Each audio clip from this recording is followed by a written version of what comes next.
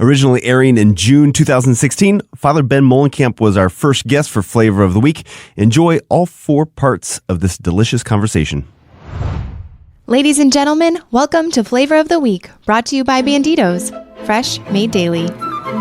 In Flavor of the Week, Kyle sits down with one of our local priests over 4 different episodes to sample variations of a favorite food or drink while they discuss the ins and outs of life as a priest. Okay, we're here with Father Ben Muhlenkamp for a series that we're calling Flavor of the Week. Hopefully this will be a weekly series that we do with one of our Catholic priests. And our first guest is Father Ben. And the flavor that we will be enjoying this month is the flavor guacamole, which happens to be your favorite. I'm just so happy to be here. I'm so happy there's copious amounts of guacamole here. It's freely flowing. It's a joy to me. We have 4 different guacamoles and chips from 4 different establishments, and we're going to be trying one of them each week for the remainder of this month. And we're going I just feel like we really have taken Catholic radio to the next level here. Yeah. I mean, this is what's been missing. I think so. Guacamole has been menacing from Redeemer Radio. So I think before we start our conversation, we need to get started here with... Okay. We've got the chips, and we've got some dollops of guac. Okay. These are the same. This is mine, that's yours. Okay. Yeah. This he was looks going to creamy. use my dollop. I'm not going to... This is very creamy. It looks creamy. Oh, it's the chips. That's good. It's like it's got a lot of salsa in it. Yeah. Or something. Do you care like if I talk with my mouth open? No, that's part of the shtick here. Okay. I can eat this. Yeah, this is. It's not as good as mine, but I can eat it. See, and this is why we had Father Ben on here, because he's such a guacamole connoisseur. It's literally the only thing I know how to make, people. So, Father Ben, I think it'd be good before we start this series and we dive deeper and deeper into the ministries that you're involved with over the next couple of weeks. Mm-hmm. Let's get to know Father Ben a little bit. You're from Geneva, Indiana, farm. Yep. We got how many acres? Dairy cows, 180 acres. We had Holsteins. About 5 years ago, my parents got rid of the Holsteins. So, but now they just rent the land out, and my dad helps my uncle farm it. So, did you ever consider being a farmer? I went to school not to get an education. I went to school to find a wife to bring back to the farm. Okay. Because there weren't a lot of women in Bern. I'm like, I better go to college to find a woman. Okay. And so it worked out really well for me. Where did you go to college? IPFW. Okay. Just to check in a little bit here. What are we thinking on this? Is this? You said it's edible. Here's my issue. You didn't stop eating it. I'm still eating it. Here's my problem with this guacamole. I don't believe in creamy guacamole. I think this guacamole was flawed for me personally from the get-go. Okay. And you want it chunky. I like it chunky, and I like to have more vegetables. So I don't think maybe I don't actually like guacamole. Maybe I like avocado salad. So that's just like, okay. I like chunky. I like a lot of tomatoes, a lot of onions. I don't see any cilantro in here. I deal with cilantro. If it's in here, it's been blended fairly heavily. It looks like it's. I don't think that you should blend avocado. Okay. I just don't believe it. So you go to IBFW to find a wife. Mm-hmm. Didn't work out as planned? Or I met a lot of nice women that would make really good wives. But the Lord, he's kind of tricky, because you think you're doing something for one reason, and then boom, in spite of yourself, he's kind of leading you along the path and kind of guiding you to your vocation. So I went to college thinking, hey, I'm just coming here to get to know people, to maybe meet a wife, to kind of move forward, but then I'm going to go back to the dairy farm, take over my parents' farm, and then live happily ever after. But as I began to grow in my faith life more, I started doing youth ministry at St. Vincent's, mm-hmm.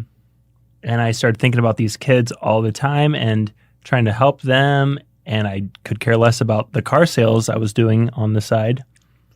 And I started to think, On the side, was it a full-time job selling cars? So Or was it just I was working part-time? 40 hours a week selling cars and Okay, going to school 15 credit hours. So I was like very, very busy. Gotcha. And so I thought, hey, I'll do youth ministry too. Right. Because I have extra time for that. Logical. Yeah.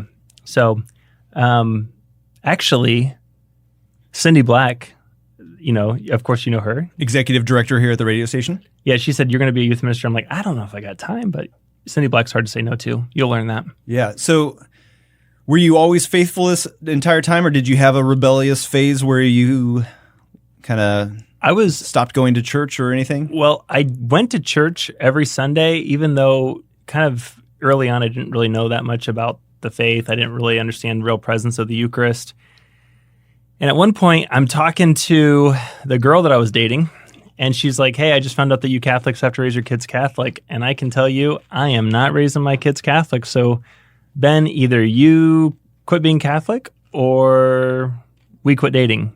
And so I was like, oh, I'm 22 years old. And you know what I said to her? What do you think? NBD. No big deal. I said, no big deal. Yeah, they no don't have big to be deal. Catholic. I don't even Catholic.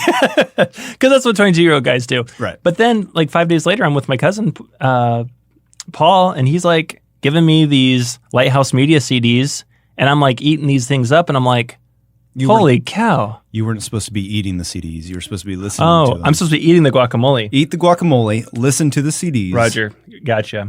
Was there a specific CD that really like jumps out at you as like that was I think it was like, is it Hit Me Hard. The Truth by Father Larry Richards? Yeah, that was kind of hit me hard. And then there was one on the Eucharist by come on, Scott Hahn. Yep. Okay. Like I was like, whoa! But then there was other really good ones in there too, and I'm like, I just kept listening to those, and I'm like, whoa! So I went and I got more Catholic resources, and things didn't work out with the girl. Mm-hmm.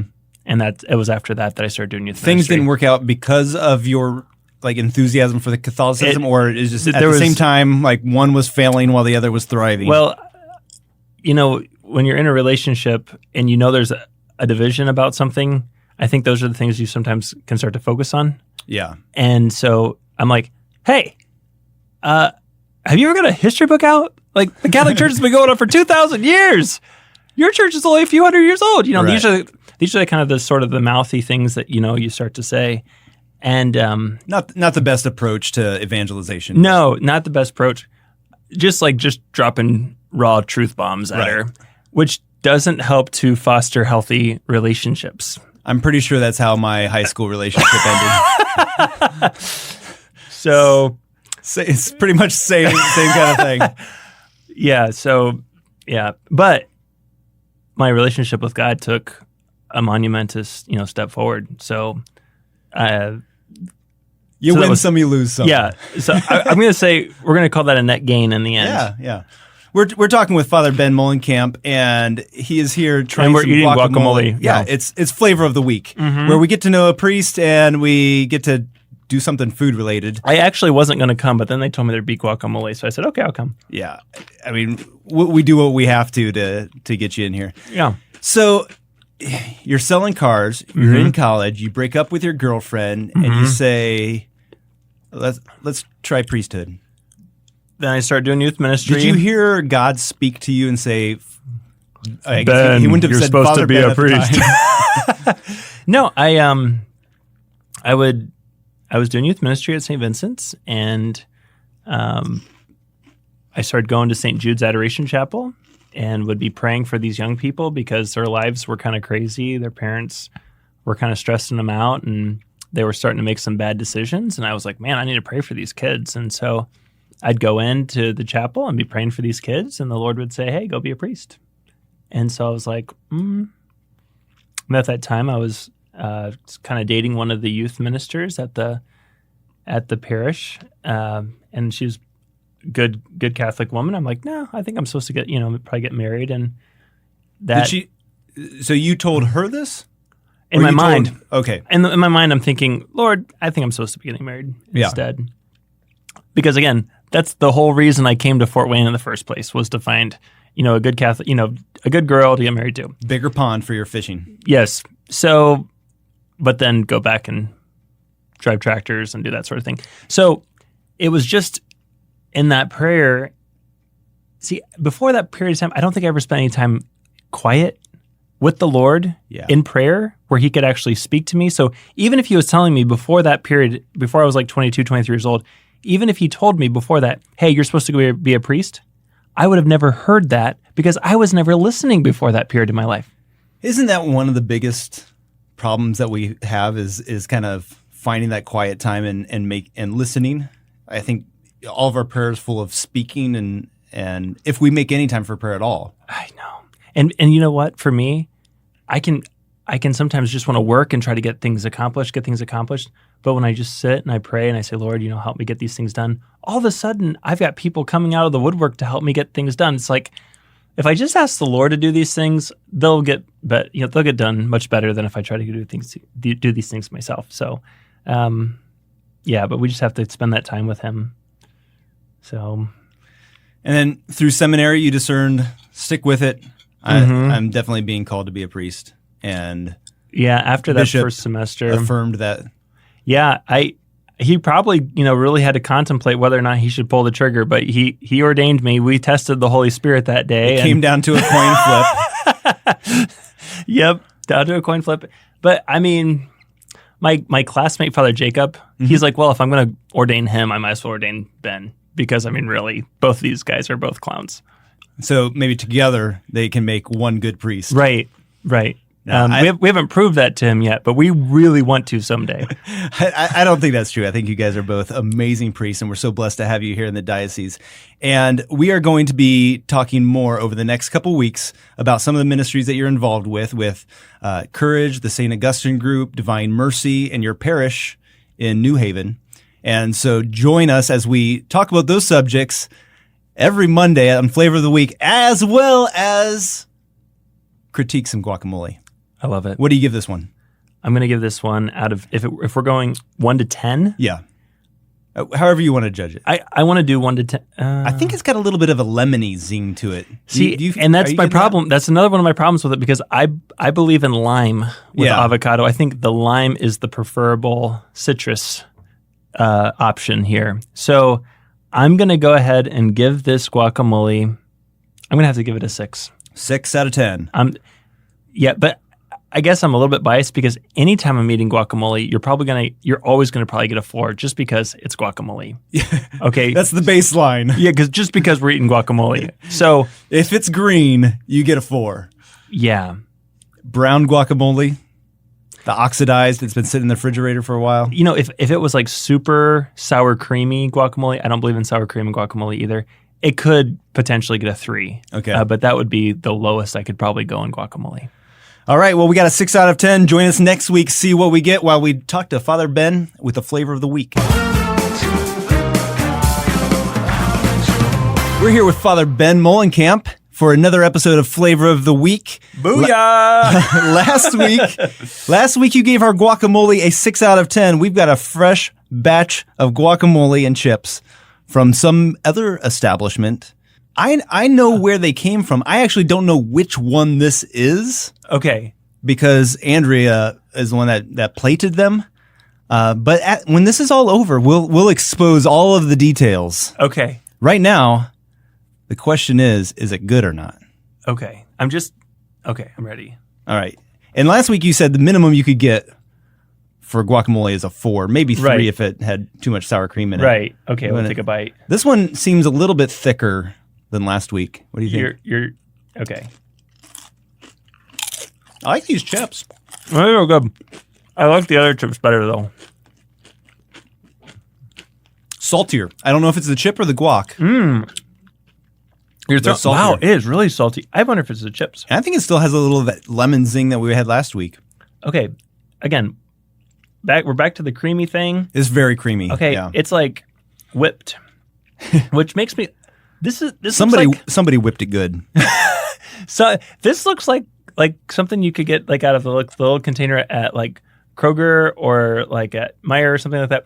But again, Andrew was very generous with these portions this time. Yes, she must have thought a lot of guac. She thought we were hungry. Okay, so here's the next thing. Last week's guacamole, there was no spice to it. There's no spice to this. Oh, I mean, for me, guacamole it's going to have some spice to it. It's going to have some. Again, I'm not seeing any What do you cilantro. put in your guacamole to give it spice?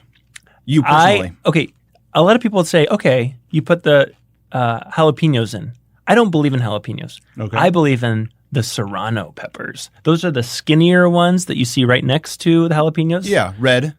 No. Reddish, Well, dark red. they can turn red, but they're just skinny green. Okay. Um, Oh, I know what you're talking about. Yeah. They're the same, about the same size as a jalapeno.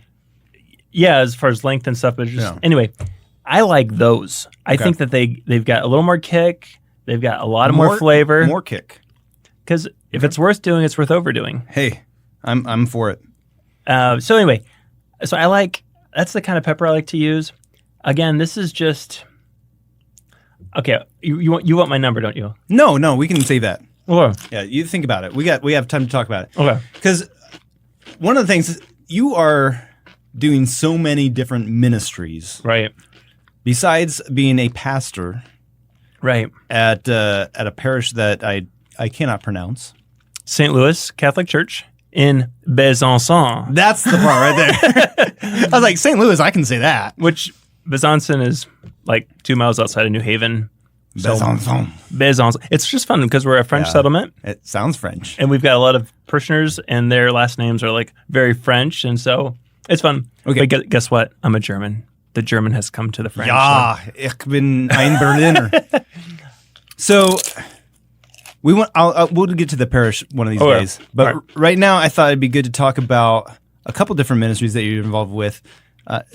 Courage is one of them. We hear your commercial time to time. And also the St. Augustine group. Is it group? Community? I think it's just called St. Augustine's Men's Group. Okay. The St. Augustine Men's Group. Yep. All right. So Courage is for people struggling with same-sex attraction. So the Courage is for men who have they experience same-sex attraction, which, there's a certain segment of our population that probably does, a small percent. And so what Courage really tries to do... Not a small population of the group, but a small population of our overall community. Yeah. So and what Courage hopes to do, what it seeks to do, is put other people that experience same-sex attraction into community. It's not sinful to have same-sex attraction. There's nothing sinful about experiencing that. And so what we want to do is, we do know that sometimes because you're living a life or your experience of life is a little bit more unique, you can end up feeling isolated, And so we want to put these men into community with each other. When we get together, we want to have real intense friendships, build real bonds with each other, and we talk about real stuff the whole time. And so as the chaplain, a lot of times I show up with a few topics. Maybe we'll go through the scriptures, and we'll just really discuss the experience that a man has who has same-sex attraction. But most of the time, we're just talking about what it means to be a human being. Sure. How often do you meet as a group? Twice a month. Okay. We have a location here in town that we meet at twice a month.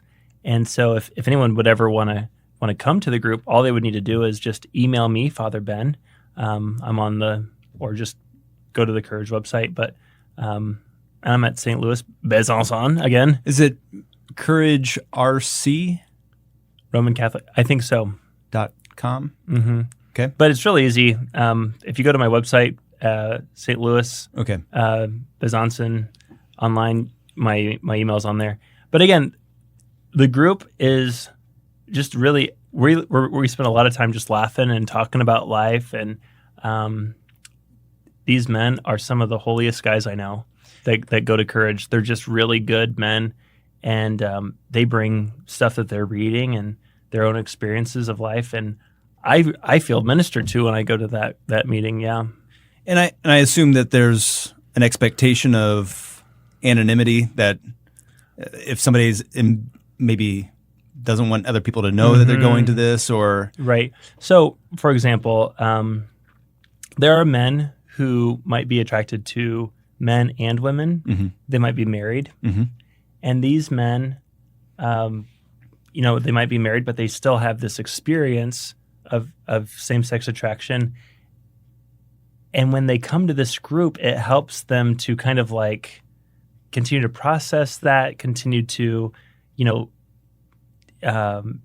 just kind of explore that a little bit. And so really it just seems like in our Christian faith, the more we're kind of put into prayerful friendship, some of the other things that can come up on the radar just kind of stay at bay.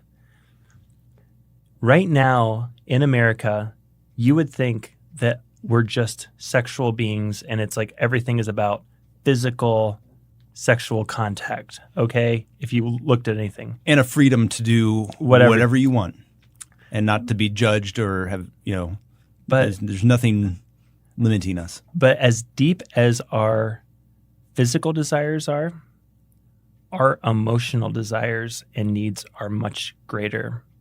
And so when we are getting our emotional needs met, guess what? All of a sudden, our physical needs aren't like on the radar as intensely.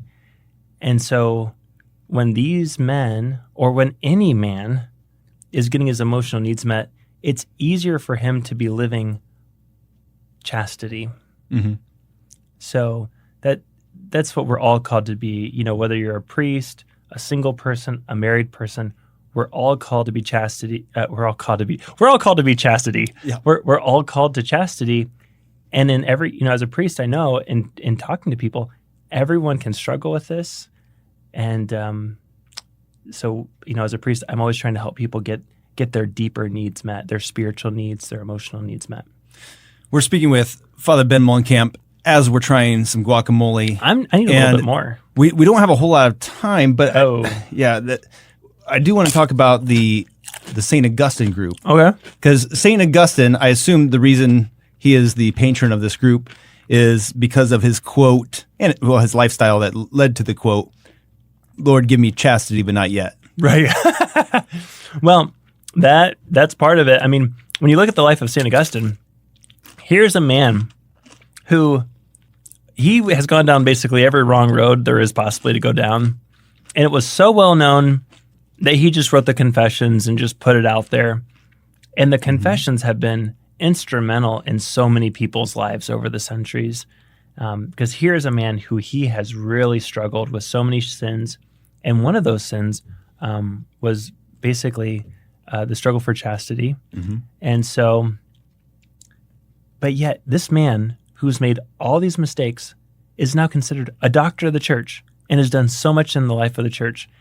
So I think it's also a good thing to remind these men, like, okay, you know what? You're struggling right now, but you're still called to sanctity. And, you don't give up. Yeah.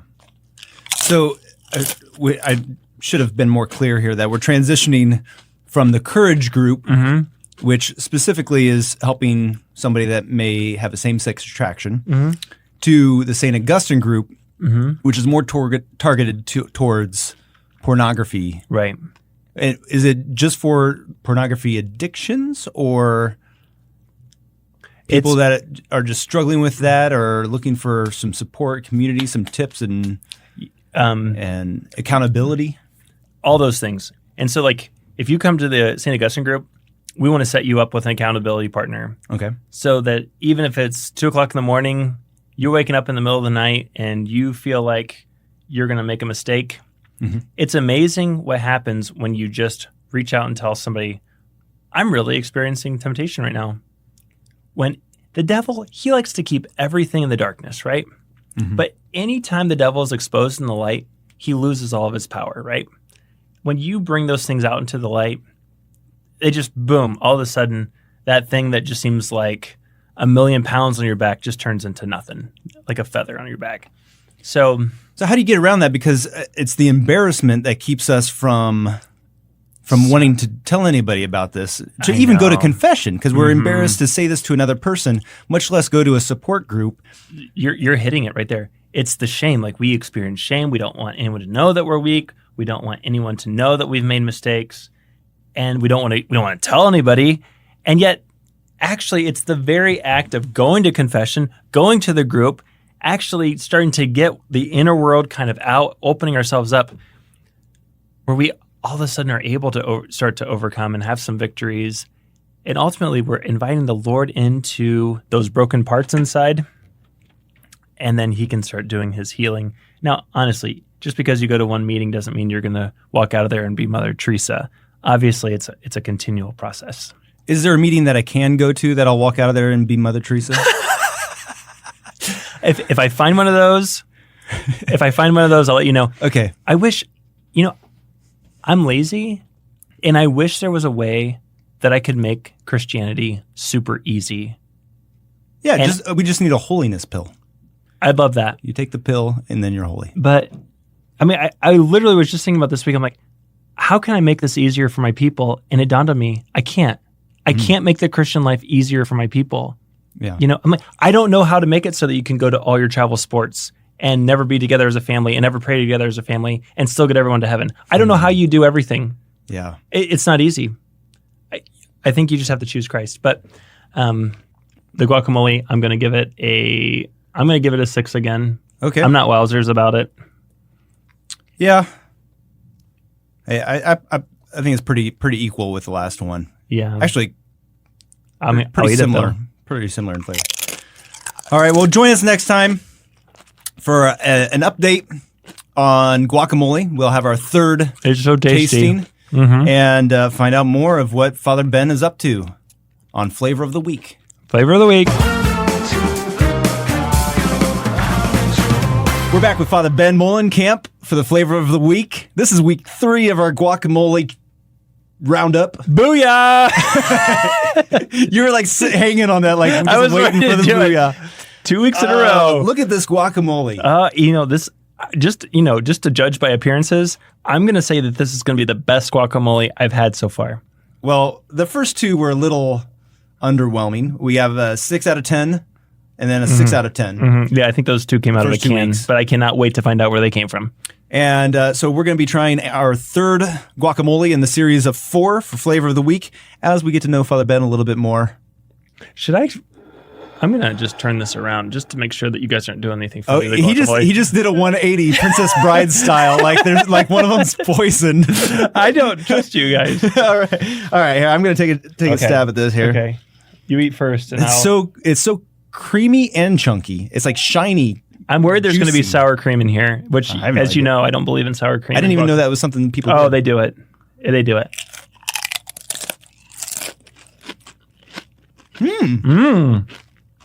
The cilantro finally. Okay. So why you're saying is because you see cilantro. I can see tomato in here. Okay, I think that is. I can see onion in here. Do you think there's sour cream in it? Because it seems extra creamy. Yeah, I'm thinking there's sour cream in here. Okay, let me do. Am I tasting? I got to see if I'm tasting lime or if I'm tasting lemon. All you lemon people out there with your guacamole, I'm judging you. It's definitely not as citrusy as the last 2 were. And it's not as salty as the last one, which I'm not sure, again, if that was the chips or the guac. Yeah, this is definitely better. Okay, yeah. I'm enjoying it. Now, Father Ben, in addition to, we talked last week about courage and the St. Augustine group, you also have been involved. In the first week, we talked about your volunteering for youth ministry. You've got a thriving youth group at your parish. You are in charge of, you are the chaplain for Bishop Lewers. Have done a lot with youth ministry throughout seminary.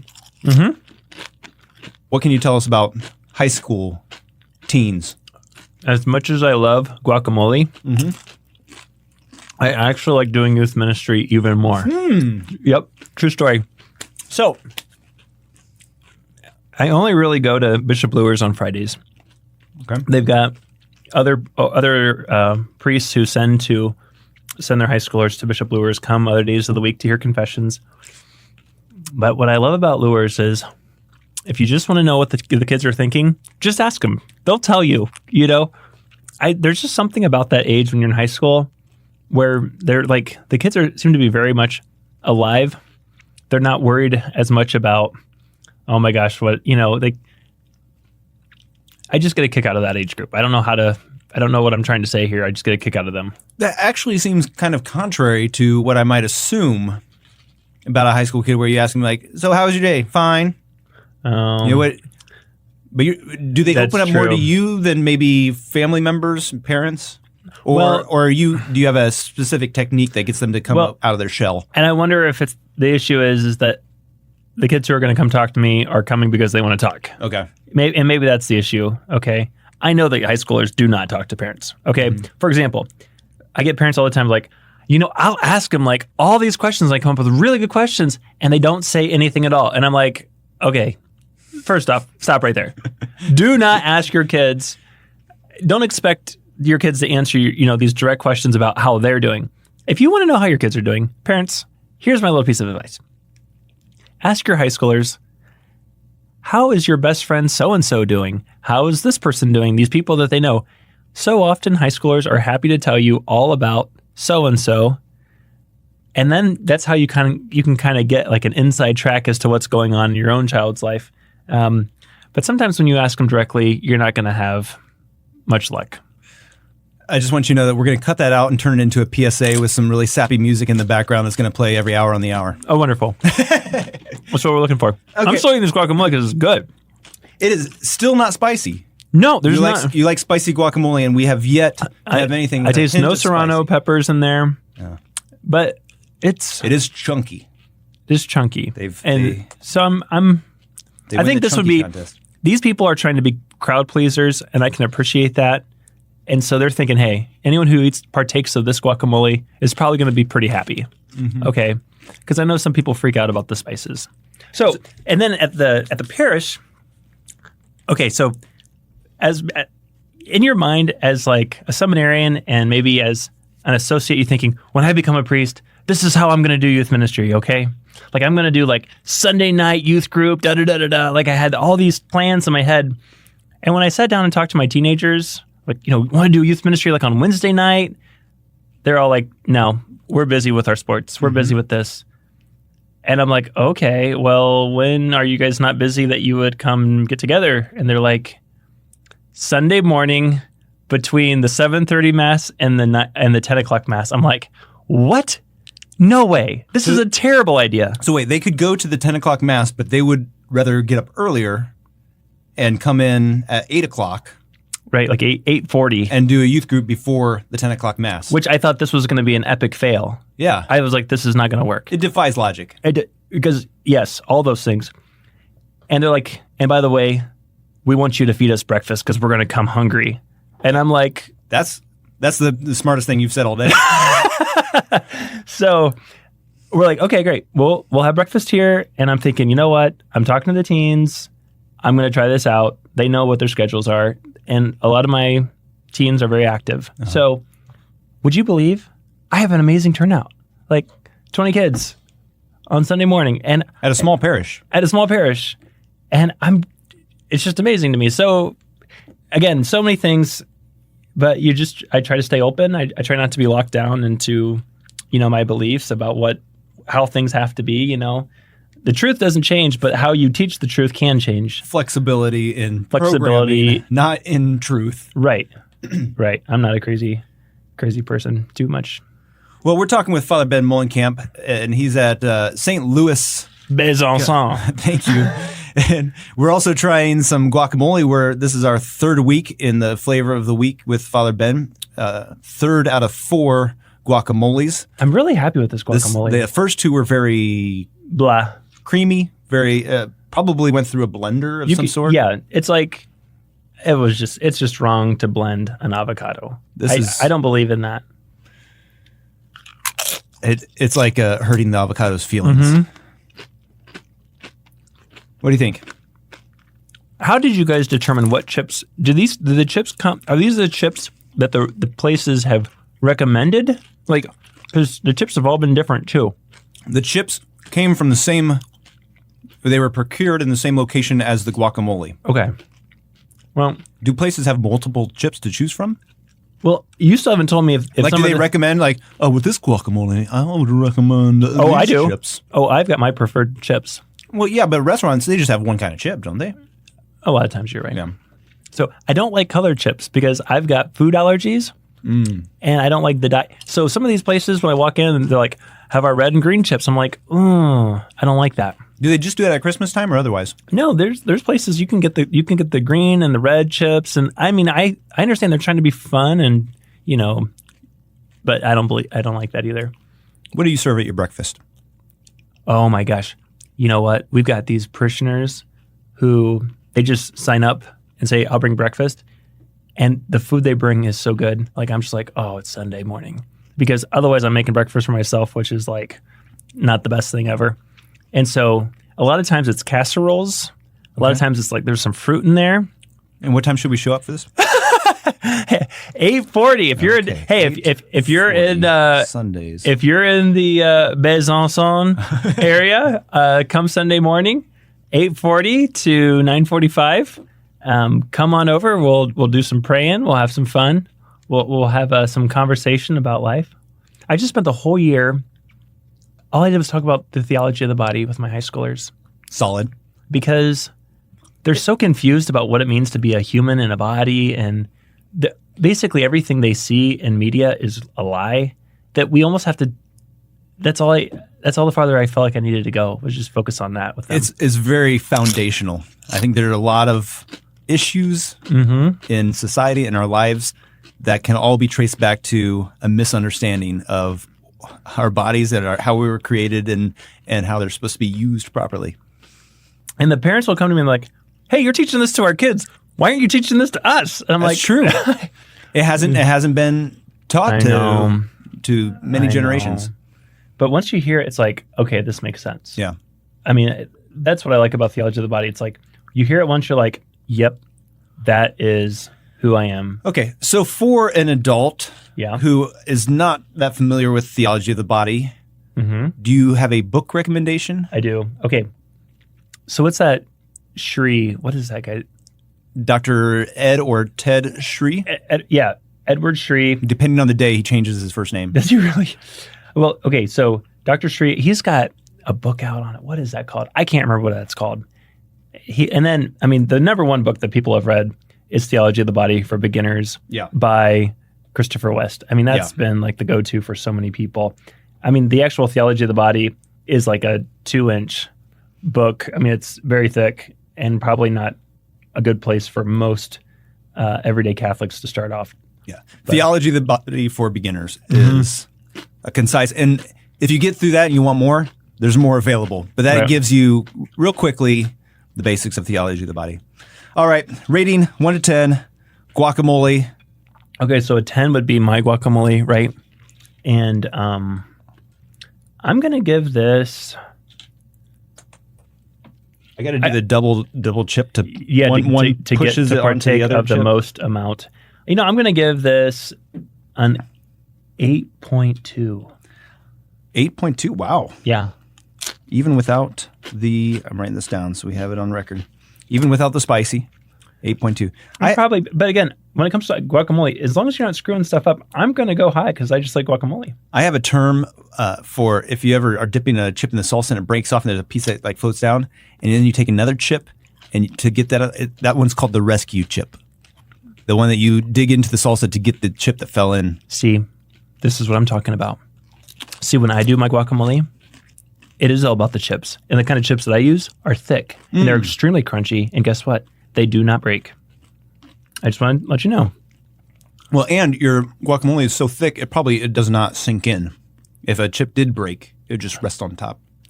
I'm telling you, but I don't know if I can actually name the kind of foods that I use. So we'll have to find that out. Because it's a trade secret. There is an international market in town. Yeah. That's close to the old GM or GE factory that sells these particular thick chips, just to let you know. But you don't like the scoops. And that particular international grocery also sells the Alejandrina avocado, which is the best avocado that man can buy. Is that different than a Haas? Oh, yeah. So much better. Well, you're going to have to join us next week for the final guacamole and the conclusion of what it is, and a little reveal of what the 4 different guacamoles were. I cannot wait. Thank you, Father Ben, for joining us on Flavor of the Week. God bless you. I'd like to welcome back to the show Father Ben Muhlenkamp for our 4th installment of Flavor of the Week. I'm so happy to be here. We have been trying, for the past 3 weeks, we tried 3 different guacamoles. We have our 4th and final guacamole.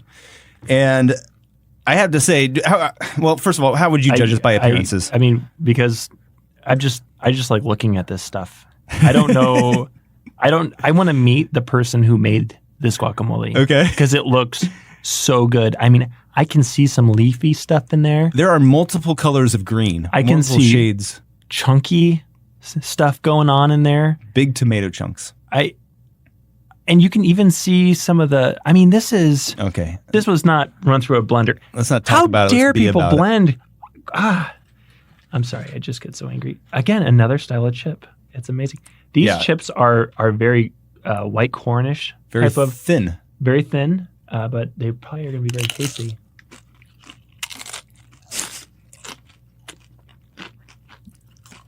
I wonder if I like guacamole in part just because I like the crunchiness of the chips too.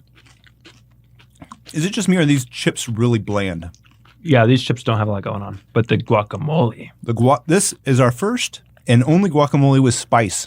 Yeah, and the avocado that's being used here, it's like deep green. Like I feel like some of that other earlier stuff was just like it looked like a sick avocado. It came from a sick avocado, but this has got like some nice green. I'm just so happy right now. Yeah, the spice is very nice. I could use a little more salt, maybe. Mm-hmm. Definitely does not have the lemon flavor the first 2 had. Mm-hmm. Well, Father Ben, you're at. We've talked about many things that you're involved with, and I feel like we've merely scratched the surface. Your work with the youth at your parish and Bishop Lewers. We talked about Courage and the St. Augustine group for people struggling with same-sex attraction or pornography. What's it like to be a parish priest? You know what? It's like hitting the jackpot. That's what it's like. It's like pure joy, you know? It's like being a father of a very big family. Okay. With a lot of, I'm not a father of a big family, but I happen to be a priest. And so I kind of have an idea, maybe. There are many people that call you father. There are many people that call me father. I think that you've got, I would imagine that a father would have a child who's saying, hey, I'm worried about this building. And another person saying, hey, I'm worried about when we're going to have a party next. Or, hey, I'm worried about, the flowers in the church. It's just interesting what the different people, what becomes really kind of a top priority for the different members of the community. Sure. But for me, I'm only 11 months in, so I'm still like a baby priest as far as I'm concerned. I'm only 11 months into being a pastor. And I could never have imagined there would be this much joy. When I went to seminary, I thought, all right, Lord, I'll do it. I'll go to seminary if this is what you want. But not really with the expectation of having a lot of joy. I just thought I'm trying to be like a faithful soldier, How many different parishes have you had an active role in ministry? St. Vincent's, you helped with their youth group. I know when I was at St. John the Baptist, you were a seminarian. Yeah. You were not yet a deacon. Seminarian Ben. And you got some awesome I did young adult ministry I was just ordained a deacon before I went to St. John the Baptist, actually. Were you? Yeah. So anyway, basically I had been at a few parishes just in the summertime. Again, those 10-week summer assignments, the parishes, the schools are closed. A lot of people go up to the lake. It's not really a good glimpse of what parish life is really like. Okay. But yeah, and I guess I'd had so many experiences at the big parish level, and I didn't have a lot of experience at doing ministry in the small parish level where everybody knows everybody. And if you can contact a few people, everybody's going to know. Right. And you don't even need Facebook. You just talk to people's faces. Well, I talk to people's faces, and then I'm guessing they use the Facebook machine. I'm personally afraid. I'm afraid of getting on the interweb thing like a Google thing. Yeah. I don't do that, but I'm sure the other people do. So I just do emails. That's it. Well, so you said it's like being in a family with a lot of kids, but yeah. I feel like with a priest, there's also this kind of isolation. So that, you're around a lot of people and you're interacting with people, but then you go home and you're by yourself. It's kind of a weird a mix, because you think like Yeah, that's true. So like at the end of the day, so for example, there are Sundays, generally speaking, that's kind of like a slow day that I try to... Wait. Yeah, okay, there we go. Sundays are a slow day for a priest. Okay. There are priests listening to this right now That would've hurt me. screaming, don't tell my parishioners this. They're Okay. going to ask me to do stuff. Okay, so at St. Elizabeth, Sunday is like a madhouse and you're running nonstop all day long. St. Elizabeth and Seton here, Right, Fort Wayne. right. Uh-huh. Because they've got youth group and religious education and they've got masses all Yeah. through the day.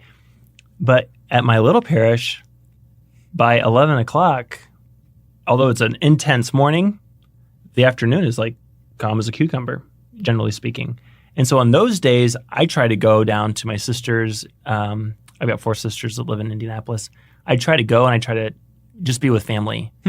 I think there's something about Sunday that says, hey, this is a family day. Sure. During the regular week time, you can just stay so busy that you don't even think about it. But here is something that you and I have talked about before. Priests are not going to invite themselves over to your house, people. Okay? Well, maybe some will. Okay. Which, I mean, now that you mention that, I cannot think of very many times that a priest has asked if he could come over. But I would love that. As a parishioner, I would love for my priest. I would love for you to just call me up and say, hey, what are you doing? Can I come over and hang out? And I did as a deacon. I would invite myself over to your house. You did, yeah. You lived right across the street. Yeah.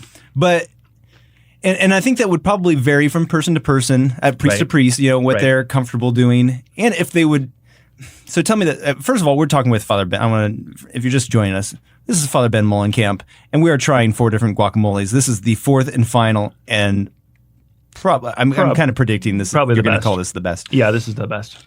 So we're talking about inviting a priest over for dinner or your kid's birthday party. We always invite priest over for the birthday party. And so you're saying you would like that to happen more often or less often, or you just want the cool kids to invite you over? I enjoy going over to everybody's house. I think especially when a priest goes into a parish, I think priests want to get invited over and get to know people. I know a lot of people put way too much, like when I do get invited over, the people put way too much thought into like, oh my gosh, do you like this food or do you like this, and it doesn't need to be like, I can tell you, as I talk to priests, they just like it when people are like, we're just having a regular dinner and the priest comes over and we're just chillaxed. Now, sometimes I've heard priests say, hey, sometimes I don't go to these dinners because I feel like I'm just getting trapped with somebody's agenda. And so maybe that can be I would, even if I felt like there was an agenda, I would have no problem going to someone's house. But So don't invite the priest over just to manipulate him. That's kind helpful. of basic human dignity. Yes. If you've got business, and not that you can't bring up business. And I actually find a lot of good information out when I'm at the people's houses and we're just having regular conversation. Like, hey, have you ever thought about this? And I'm like, oh, yeah, we probably do need to do something about that. So, but I mean, that can be one reason why maybe there are priests who don't really like to go over to people's houses. But I would say, for the most part, it's good for your priests to kind of get to know the families. They probably are going to preach better if they're with, the more they're around real families. They can keep things more applicable to everyone's daily life, I would think. I don't know. Okay. So Okay. we're about out of time. I want to wrap up this flavor of the week. But one more quick question about priests. What is something as parishioners that we should be aware of our priest? Is there something that we're missing or not thinking of or not putting into consideration? Like, should we be asking our priest, what do you need help with? Or is there anything I can do for you? Can I bring you a meal? You want to come over more often? Need somebody to do something at the church for you? What are we probably missing as parishioners, as being thoughtful? Do you like it when they send cards or cookies, or do you get way too much candy at Christmas time? What I'm really I appreciate is when, because again, so we're all sinners. And if you're a human, then you're also a sinner, and we're all prone to doing crazy things, right? And so priests need prayers, quite a bit, because if I was the devil, I would attack a priest. Yeah. I would want to see what I can do to neutralize that priest so he's not going to be causing any problems for me, so that guy's just kind of like whatever. So I would Big target. I would say so.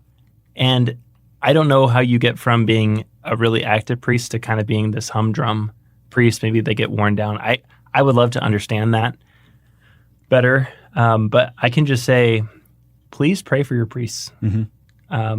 Because, your prayers make us better priests. There you have it. Rating on the guacamole.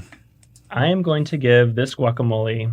We have a 6 out of 10, a 6 out of 10, 8.2 out of 10 from last week. I'm going to give this guacamole a 9. Ooh. And yours that you make is a 10. The gold standard. Is a clear winner. Yeah. All right. Are you ready for the great reveal? I have right here. I have not looked at this yet. This is Andrea wrote this down, and I am opening it for the first time. Okay. Four different. I really cannot wait to find out where this comes from. The first guacamole, you gave it a 6 out of 10. Said it was too creamy, lemony. Mm-hmm. That came from No, it was a fast food restaurant. Oh. A Mexican fast food restaurant. Oh. Their chips and guacamole. Yeah, I think that was about $1.67 for that dose. We got ripped off. Guacamole number 2 was a 6 out of 10 also. So pretty equal. Okay. Also lemony, also creamy, not chunky. Okay. I thought it was a little salty. Yeah. I don't know if that was the chips or not. Yeah. That one did come from a grocery store. Okay. Yeah, that was. I suspected that. And you know what? I bet you that fast food restaurant and that grocery store probably have like a week-long shelf life on their guacamole. Oh, at least. And here's the thing. This guacamole probably expires next month. Yeah. People, when you blend an avocado and it doesn't turn brown, you should be worried. Do not eat that stuff. Well, guacamole number 3, you gave it an 8.2 out of 10. Okay. And that came from a fairly decent taco stand. Really? Yeah, there's seats and stuff in it. It's a little local chain. Taco stand. Local guacamole. Chain of guacamole. Yeah. All right, can you give the people in the audience? One of the locations is inside of an international market. Oh, wonderful. Wonderful. I suspected. Okay. And then the fourth and your favorite, the 9 out of 10, was from a sit-down Mexican restaurant. Multiple locations in the Fort Wayne area. Oh. So you pretty much ranked them as their quality increased. And the price increased probably too. Yeah. It was pretty accurate. Well, thank you for joining us, Father Ben, on this Flavor of the Week and letting us get to know you. It was very tasty. The ministries that you explore. Could you give us your priestly blessing before we go? The Lord be with you. And with your spirit. May Almighty God bless you all, the Father, the Son, the Holy Spirit. Amen. Thank you, Father Ben. It has been a delight, a tasty delight to be here. Delicious. Delicious.